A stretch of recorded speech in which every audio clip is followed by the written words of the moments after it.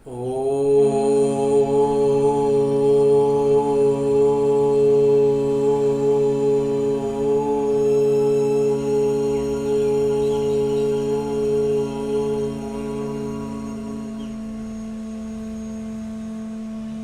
शांति।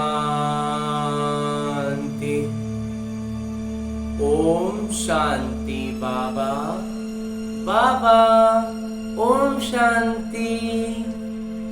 आज 4 जून 2023 की अव्यक्त मुरली है जो दोहराई जा रही है 31 दिसंबर 1994 की। 1994 का आखिरी दिन बाबा आए थे और उस दिन की ये अव्यक्त मुरली है।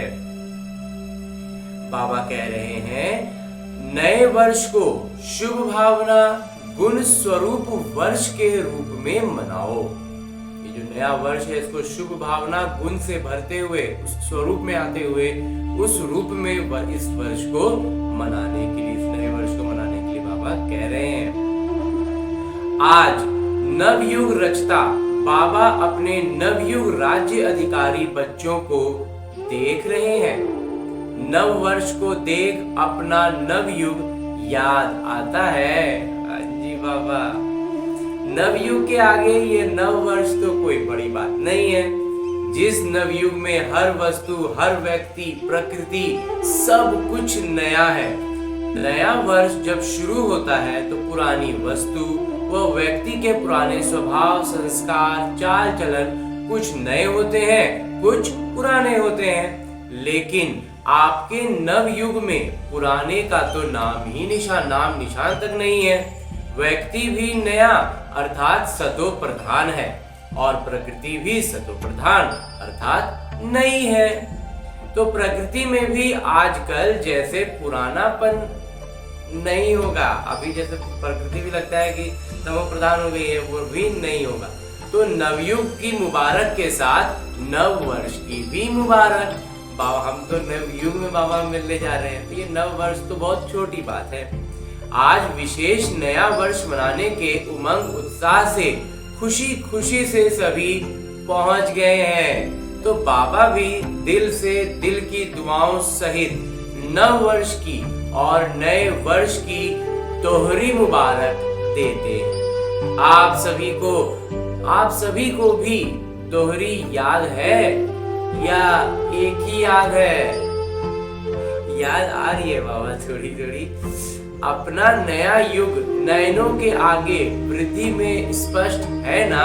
हाँ जी बाबा, जैसे कहेंगे कल से नया वर्ष शुरू है, ऐसे ही कहेंगे कि कल नवयुग आया कि आया।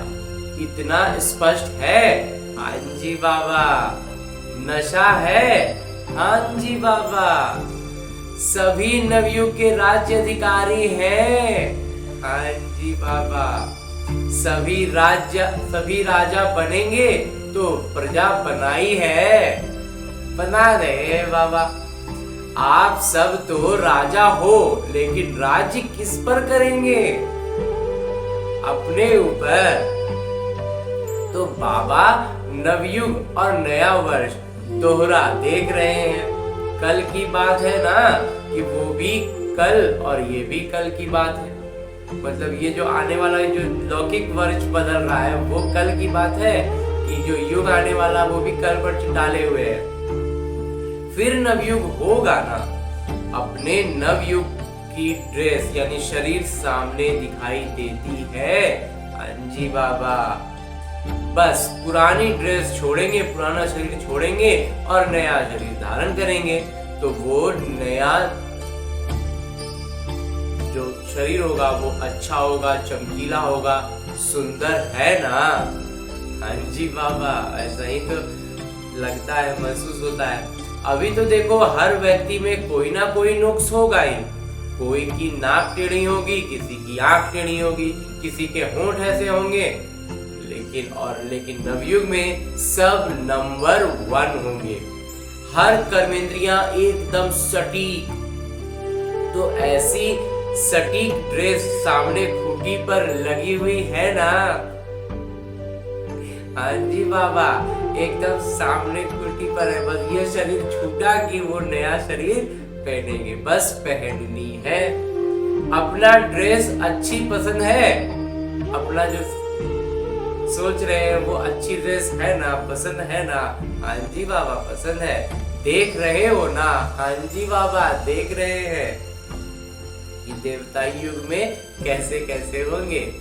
बाबा सदैव जब हर एक बच्चे को देखते हैं तो क्या देखते हैं?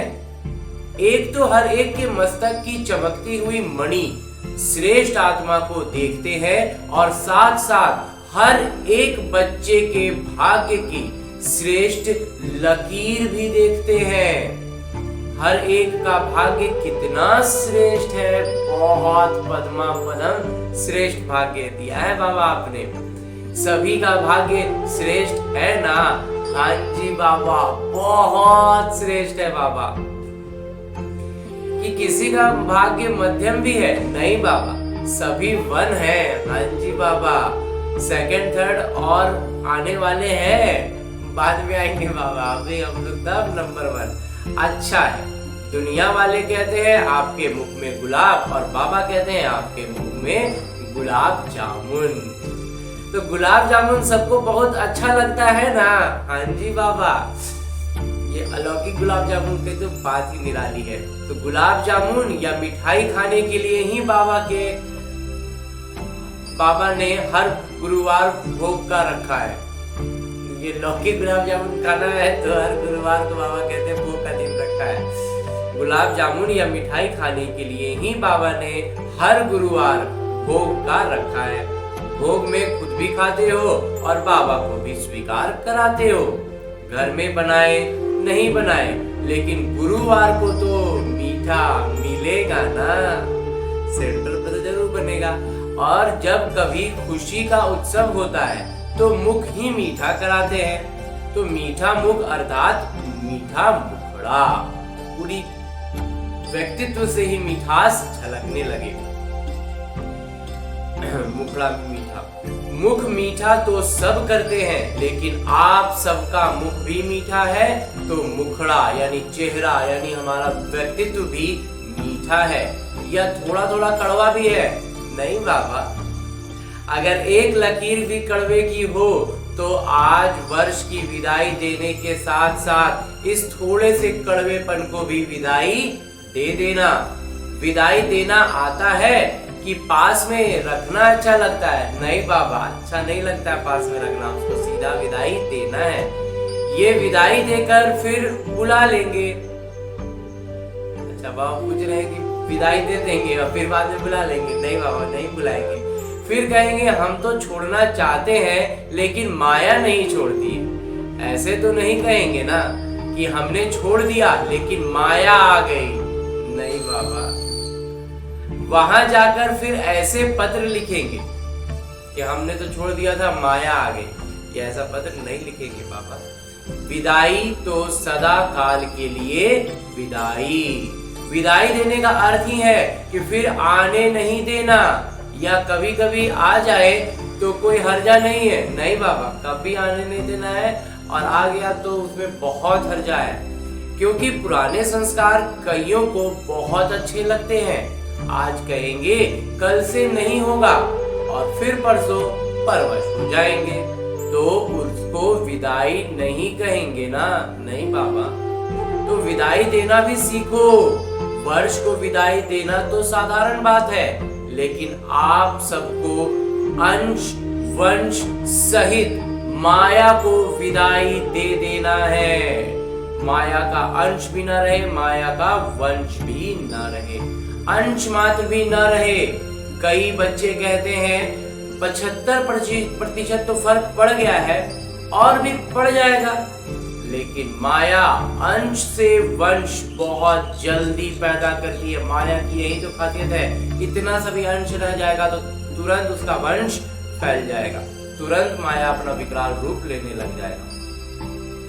तो बाबा कहते हैं 25% अंश मात्र भी रहा तो 25 से 50 तक भी बहुत जल्दी पहुंच सकता है, इसलिए अंश सहित समाप्त करना है। तो नए वर्ष में क्या करेंगे? पुराने वर्ष को विदाई देने के साथ साथ माया के अंश को भी विदाई दे देना है, और विदाई के साथ बधाई भी देते हो ना। हाँ जी बाबा, विदाई हो गई, उसकी बधाई। कल सभी एक दूसरे को मिलेंगे तो कहेंगे नव वर्ष की मुबारक हो, बधाई हो। तो विदाई दो, और विदाई के साथ साथ अपने को भी और दूसरों को भी सदा फरिश्ते स्वरूप की बधाई दो। है ही फरिश्ते, हम सब तो बाबा ने हम सबको तो फरिश्ता बनाया ही है।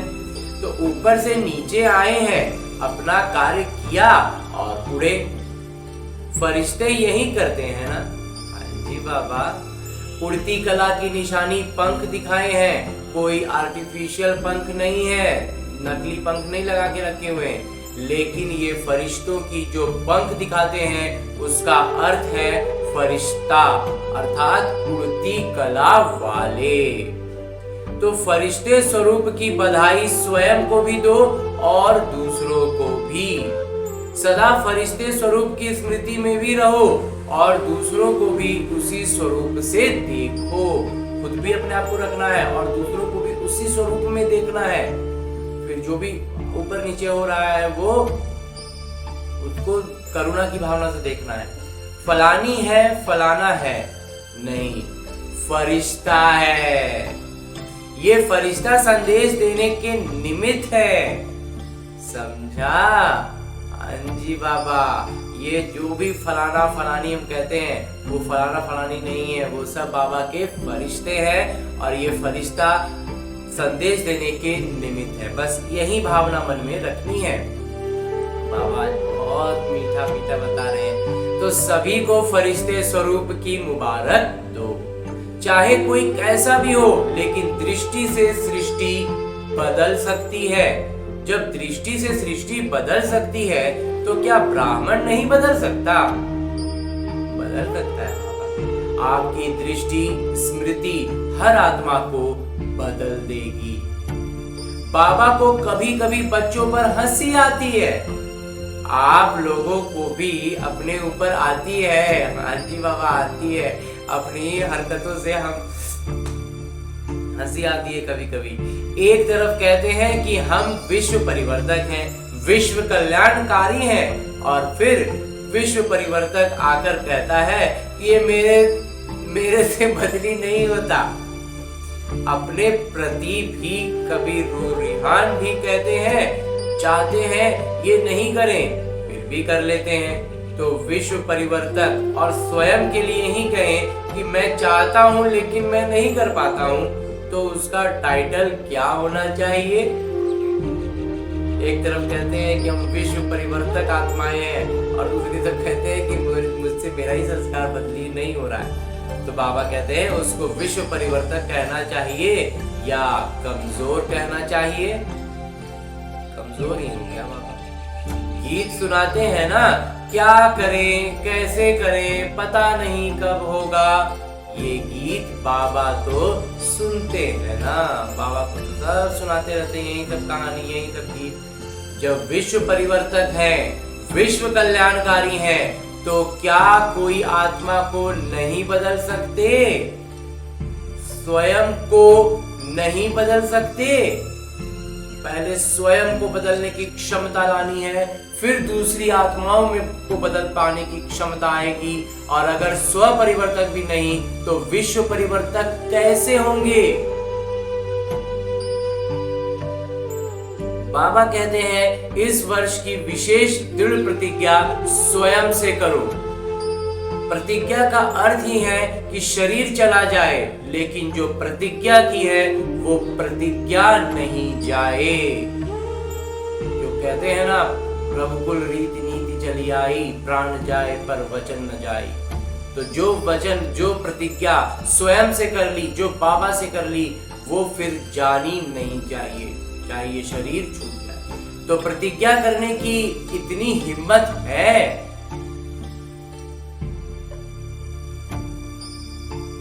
बाबा?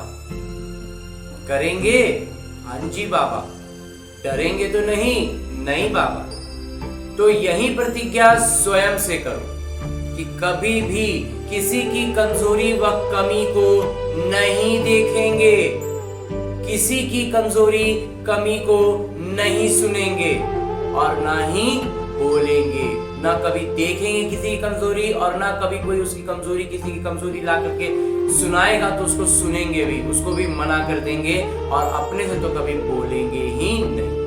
न सुनेंगे, न देखेंगे और न बोलेंगे। तो ये वर्ष क्या हो जाएगा? फरिश्तों का वर्ष। तो ये वर्ष हो जाएगा शुभ भावना गुण स्वरूप वर्ष। हर वर्ष को अपना अपना नाम देते हो ना। जब ये प्रतिज्ञा सभी कर लेंगे तो ये वर्ष हुआ शुभ भावना गुण स्वरूप वर्ष। मंजूर है? हाँ जी बाबा। फिर वहां जाकर नहीं बदल जाना। नहीं बाबा, ये दूसरों की बुराई करना, दूसरों की कमजोरी को देखना, ये बिल्कुल नहीं करेंगे बाबा। फिर कहेंगे मधुबन में तो वायुमंडल अच्छा था ना, और यहाँ तो वायुमंडल का संग है ना। परिवर्तक किसी के संग में नहीं आता, अपना प्रभाव दूसरों पर देगा, दूसरों का प्रभाव स्वयं पर आने नहीं देगा। तो बाबा कहते हैं किसी के प्रभाव में नहीं आता है। जो परिवर्तक आत्माएं वो दूसरों के प्रभाव में नहीं आएंगी। अगर परिवर्तक ही प्रभाव में आ जाएगा तो परिवर्तन क्या करेगा? इसलिए अपना प्रभाव दूसरों पर देना है, दूसरों का प्रभाव स्वयं पर आने नहीं देना है। इसलिए इस वर्ष को गुणमूर्त शुभ भावना वर्ष के रूप में मनाओ।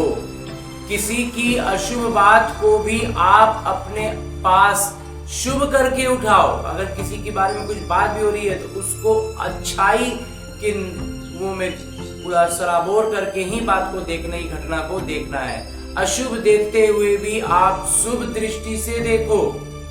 जब प्रकृति को बदल सकते हो तो मनुष्य आत्माओं को नहीं बदल सकते हो। बदल सकते हैं बाबा, और उसमें भी ब्राह्मण आत्माएं हैं, उनको नहीं बदल सकते हो। बदल सकते हैं बाबा।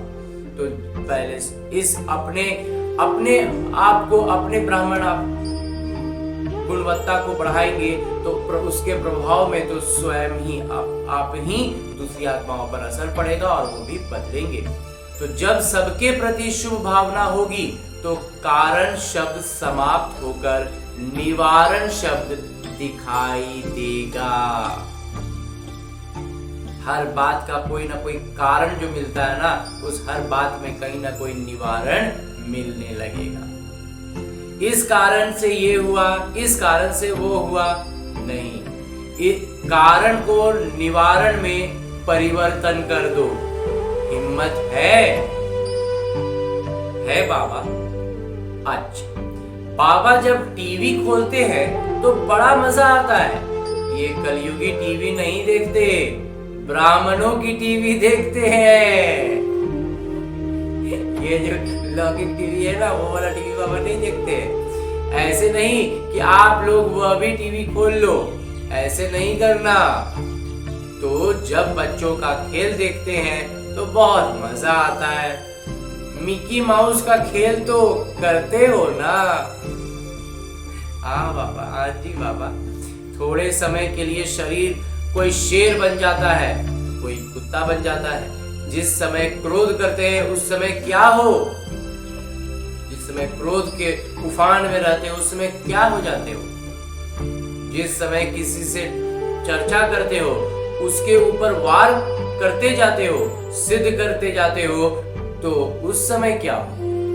जिस समय हम बातों में, चर्चाओं में, बहुत अच्छी अच्छी बातों में बहुत पराकाष्ठा में पहुंच जाते हैं। एक वो अवस्था, और एक वो अवस्था जब हम कभी बहुत ज्यादा क्रोध में होते हैं तो मिकी माउस ही बन जाते हो ना।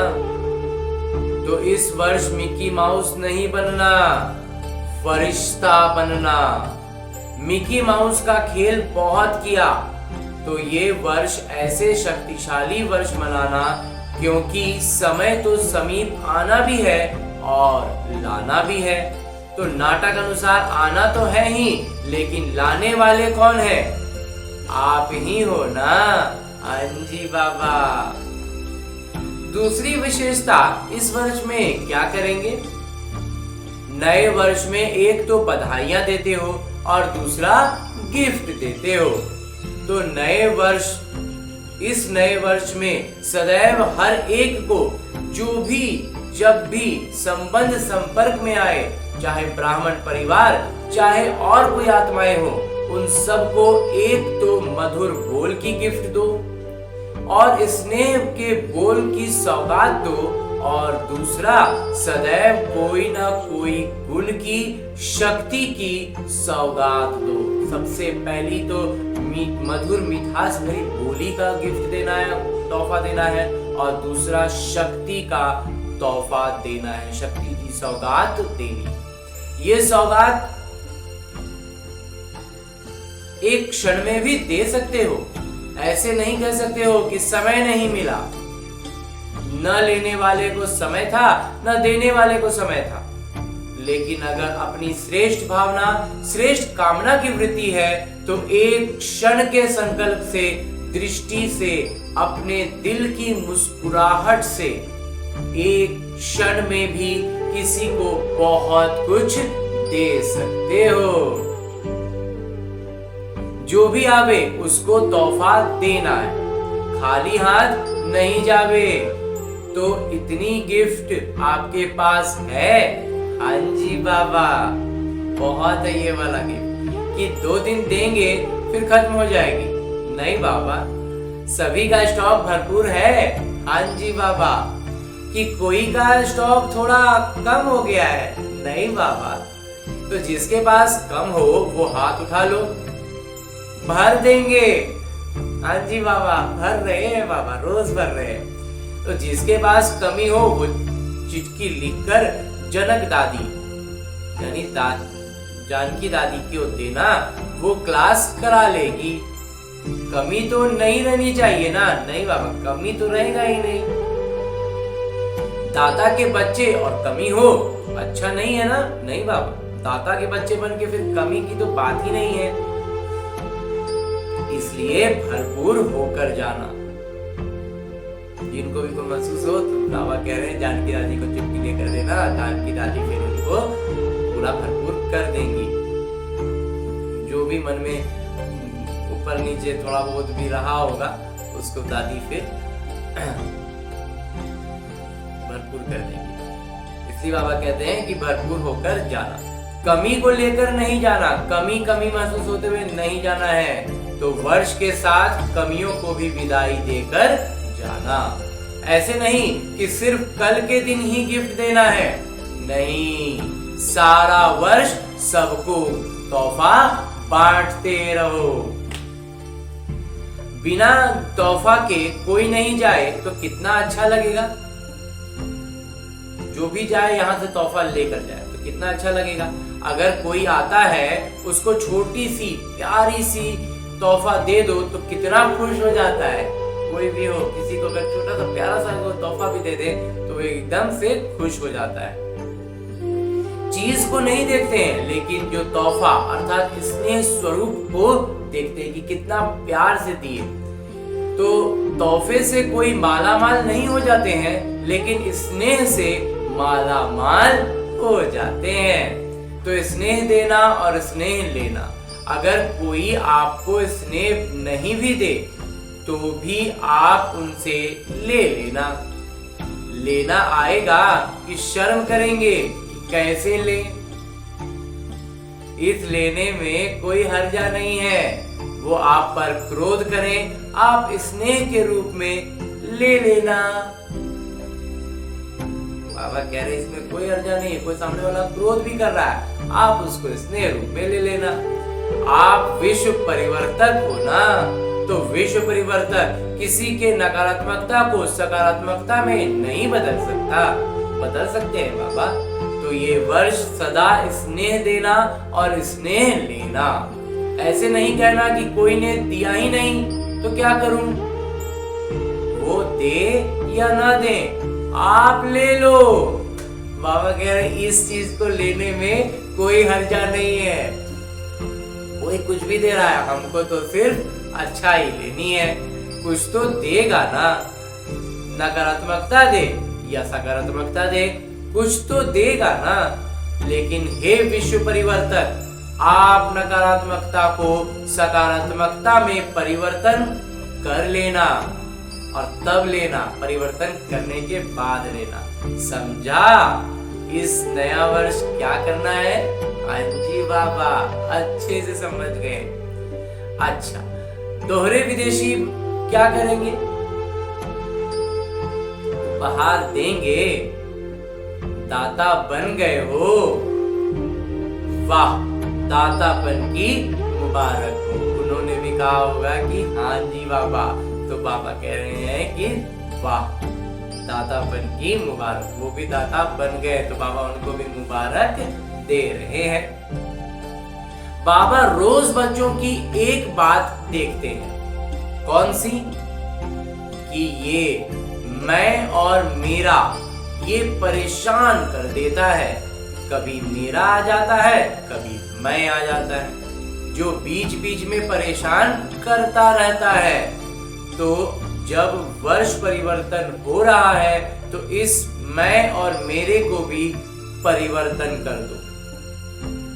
शब्द भले मैं बोलो, लेकिन मैं कौन? वास्तविकता मैं किसको कहते हैं, ये स्मृति होनी चाहिए। शरीर को या आत्मा को? आत्मा को बाबा। तो मैं आत्मा हूं, तो जब भी मैं शब्द इस्तेमाल करते हो तो क्यों नहीं मैं शब्द का वास्तविक स्वरूप, वास्तविक अर्थ स्मृति में रखते हो? जब भी मैं मुंह से निकले तो अपने वास्तविक स्वरूप को भी स्मृति में दोहरा लो। और सारे दिन में कितने बार मैं शब्द इस्तेमाल करते हो? करना ही पड़ता है ना। हाँ बाबा, इस्तेमाल तो करना ही पड़ता है। तो मेरा भी कई बार इस्तेमाल करते हो और मैं भी कई बार इस्तेमाल करते हो। तो जितने बार मैं शब्द इस्तेमाल करते हो उतने ही बार अगर वास्तविक अर्थ से मैं स्मृति में लाओ तो मैं फिर धोखा, तो फिर जो है मैं जो है वो धोखा देगा या उड़ाएगा? उड़ाएगा बाबा। फिर धोखा कहां से देगा? क्योंकि अपनी स्मृति में बार बार ये बात दोहराते रहेंगे, रिपीट होते रहेगी, रिवाइज होते रहेगी। जब भी मैं कहेंगे एक बार स्मृति में फिर से हम उसको तरोताजा कर देंगे कि मैं आत्मा, मैं शांत स्वरूप आत्मा। तो बार बार जब ये स्मृति में रिपीट होगा तो फिर ये धोखा, ये मैं धोखा नहीं देगा, हमें ऊपर उड़ाएगा। तो जब भी मैं शब्द इस्तेमाल करते हो उस समय यही सोचो कि मैं आत्मा हूं, क्योंकि मैं और मेरे शब्द के बिना रह भी तो नहीं सकते हो। इस्तेमाल तो करना ही पड़ता है, तो बोलना ही पड़ता है और आदत भी है। तो मैं और मेरे के पक्के संस्कार हो गए हैं। तो जिस समय मैं शब्द इस्तेमाल करते हो उस समय ये सोचो कि मैं कौन?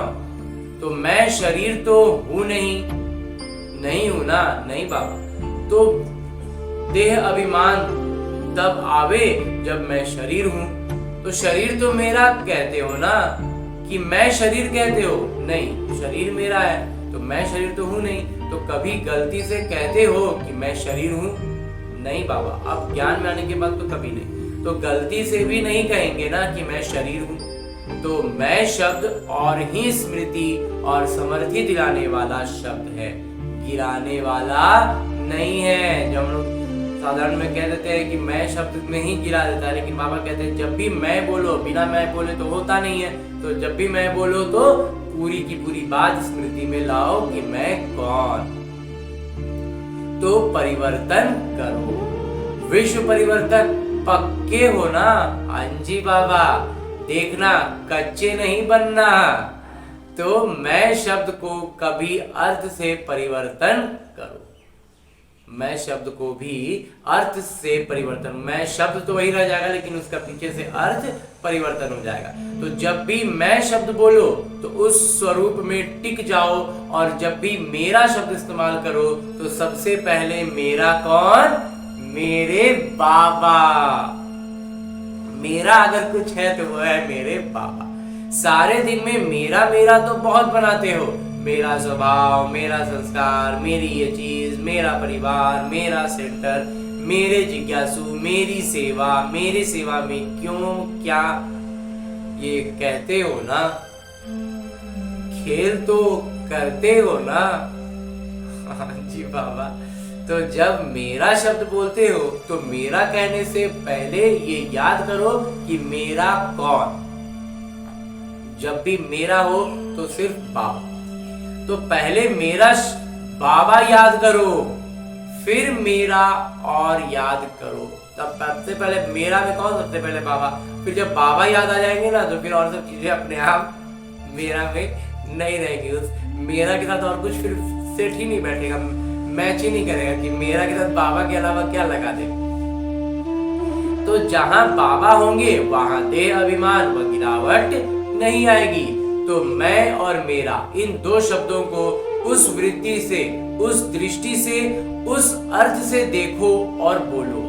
मेरा शब्द मुख से निकले और सबसे पहले मेरा बाबा याद आए। आता है बाबा तो निरंतर योगी तो हो जाएंगे ना? हाँ जी बाबा, क्योंकि हर घंटे में मेरा और मैं शब्द तो इस्तेमाल करते ही रहते हो। कारोबार में भी करना पड़ता है ना? हाँ जी बाबा। तो जितने बार ये रिपीट करो, मुख से बोलो व मन से सोचो कि मैं या मेरा, तो अर्थ का परिवर्तन कर दो। हद से बेहद के हो जाना है। जब बेहद सृष्टि की परिवर्तक आत्माएं हो तो हद में क्यों जाते हो? जब हमको बाबा बेहद का परिवर्तक आत्मा बना रहे हैं तो फिर हम इन हद की छोटी छोटी बातों में क्यों जाते हैं? सिर्फ भारत परिवर्तक तो नहीं हो ना? नहीं बाबा, पूरे विश्व परिवर्तक बना रहे हैं आप हमें। तो या फिर दोहरे विदेशी सिर्फ फॉरेन परिवर्तक तो नहीं हो ना? नहीं होंगे बाबा। तो विश्व परिवर्तक हो। तो विश्व अर्थात बेहद। विश्व परिवर्तक है, ये पक्का याद है ना? हाँ जी बाबा। तो ऑटोमेटिकली निरंतर योगी सहज बन जाएंगे। ये याद रह गई स्मृति में। हर बार जब भी मैं बोलेंगे, मेरा बोलेंगे, तो पूरा का पूरा अंदर में एक बार स्मृति लाएंगे। तो बोलते ना, एक बार लाइट पूरा चकाचौंध कर देंगे अपनी बुद्धि को, तो बार बार स्मृति में दोहराई जाएगी बात। तो वो हम क्या हो जाएंगे? स्वाभाविक, एकदम सहज रूप से निरंतर योगी बन जाएंगे। क्योंकि हमें अपने रोजमर्रा की दिनचर्या में बार बार मैं और मेरा बोलना ही पड़ता है। मेहनत नहीं करनी पड़ेगी क्योंकि भाव और भावना ही बदल जाएगी। अच्छा, चारों ओर के नव युग के राज्य अधिकारी श्रेष्ठ आत्माओं को सदा स्व परिवर्तन और विश्व परिवर्तन के निमित्त विशेष आत्माओं को सदा पुरुषार्थ में नवीनता, श्रेष्ठता लाने वाले सर्व स्नेही आत्माओं को सदा बाबा का नाम प्रत्यक्ष करने वाले सपूत आत्माओं को सदा मेरा और मैं को यथार्थ भाव और अर्थ में लाने वाले सहज योगी आत्माओं को बाबा का याद, प्यार और नमस्ते। हम रूहानी बच्चों की ओर से रूहानी बाबा को याद, प्यार और प्रणाम। धन्यवाद बाबा, धन्यवाद। मुरली के लिए भी धन्यवाद और इस अनूठे अलौकिक ब्राह्मण जीवन के लिए भी बहुत बहुत बहुत धन्यवाद।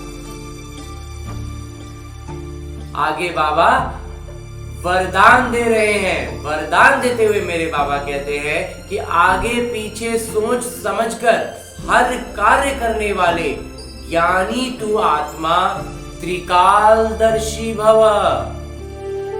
जो बच्चे त्रिकालदर्शी अर्थात तीनों कालों का ज्ञान बुद्धि में रख आगे पीछे सोच समझकर कर्म करते हैं, उन्हें हर कर्म में सफलता मिलती है।